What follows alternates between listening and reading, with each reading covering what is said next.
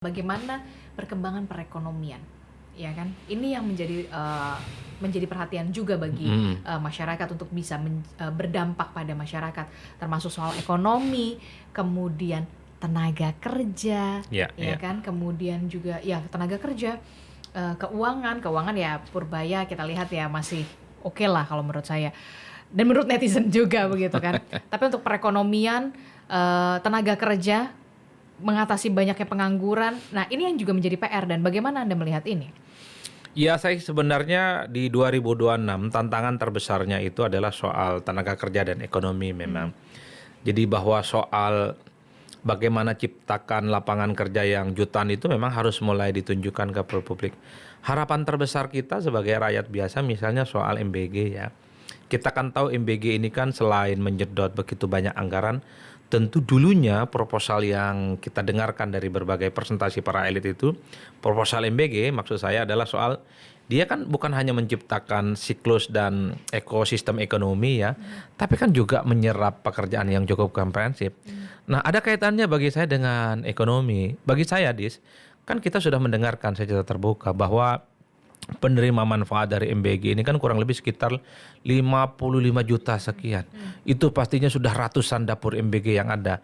Tentu kita ingin mendengarkan success story dari soal MBG yang penerima manfaatnya cukup besar. Apa success story-nya? Satu, pasar-pasar tradisional yang selama ini sepi, dagangannya tidak terbantu, tidak ada yang membeli, tiba-tiba kemudian kembali berdenyut dengan adanya MBG. Per hari ini kita belum pernah mendengarkan itu. Jadi cerita dari A sampai Z-nya. Kita juga ingin mendengarkan misalnya, harus dijelaskan begitu banyak. Setiap dapur MBG itu misalnya mampu ya menciptakan lapangan pekerjaan. Ada 100 orang, 200 orang yang bisa bekerja di situ, bisa tukang antar makanan, kemudian tukang cuci, tukang omprengannya. Kita tidak pernah mendengarkan itu secara komprehensif. Yang kita dengarkan itu adalah alhamdulillah capaian dan penerima manfaatnya sudah melampaui Brazil yang ratusan tahun. Alhamdulillah menurut saya, tapi kan Success supaya story. publik Tahu. tidak bertanya-tanya bahwa keinginan awal dari MBG ini bukan hanya soal pemenuhan gizi, tapi juga menciptakan ekosistem ekonomi, pasar tradisional, termasuk juga siapa yang bisa bekerja. Menurut saya, kalau ini diceritakan, wah luar biasa betul. Siapa yang bisa menceritakan ini adalah spokesperson, orang-orang yang berada di lingkaran istana. Bisa itu KSP, bisa itu PCO, bisa itu MBG. Bikin dong grafiknya. Misalnya di Banten nih, ada 100 dapur. Dari 100 dapur itu ternyata sudah bisa memperkerjakan misalnya 40.000, 50.000 orang. Kan mantap. Kalau begini ceritanya, MBG ini pasti akan didukung secara pasti oleh masyarakat Dan kita. itulah mengapa pentingnya publikasi. Betul, itulah yang saya sebut. Jadi MBG ini adalah stimulus sebenarnya. Oke. Bagaimana lapangan pekerjaan, yang kedua adalah stimulus ekonomi. Karena kawan-kawan kita yang misalnya yang penjual pasar tradisional kan terbantu. Kantin-kantin sekolah juga tidak repot-repot. Kalau itu ceritanya yang kita dengarkan dari MBG.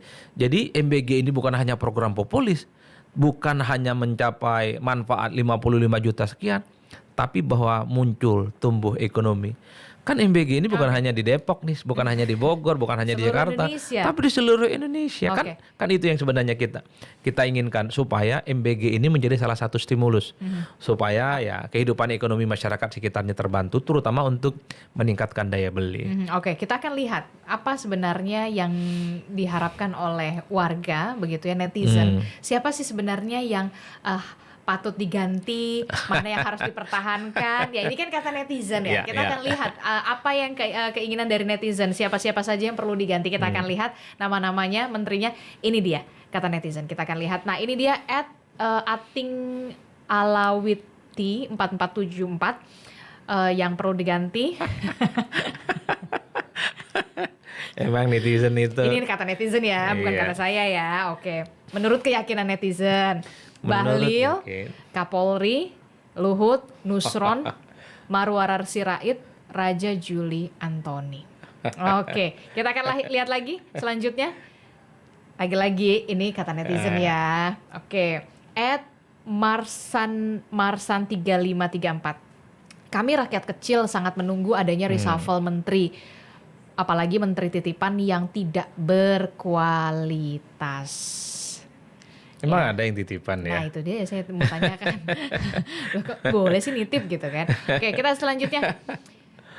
Kata netizen lagi, siapa lagi? Oke. Nah ini dia @cutisarol820. Percuma yang bermasalah menurut masyarakat nggak diusir kok.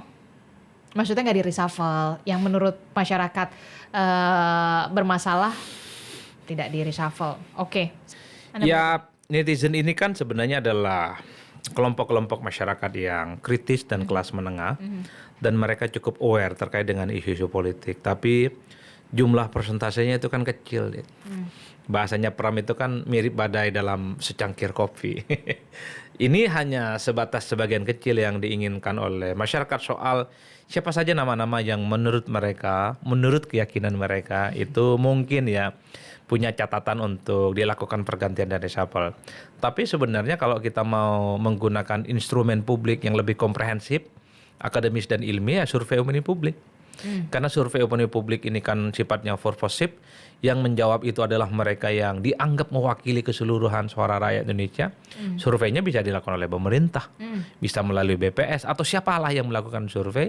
Tapi yang kita pahami adalah bahwa survei itu adalah guidance sebenarnya untuk mencari petunjuk sebenarnya siapa menteri, wakil menteri, dan kepala badan yang menurut publik itu sangat layak untuk diganti. Itu kalau kita mau bicara tentang ukuran publiknya. Kalau medsos dan netizen itu hanya sebagian kecil. Bahkan kita tidak tahu siapa mereka itu yang berkomentar. Kalau kata netizen titipan itu gimana? Ya iya, termasuk juga tanyakan nanti. Kalau di survei itu tanyakan, Bapak Ibu tahu nggak apa yang disebut dengan menteri titipan? Jangan-jangan masyarakat kita secara umum nggak paham loh dengan yang disebut dengan menteri titipan. Masa iya sih ada menteri titipan ataupun hadiah giveaway? Karena kalau kita melihat rata-rata secara umum kan menterinya ini ada beauty contestnya loh.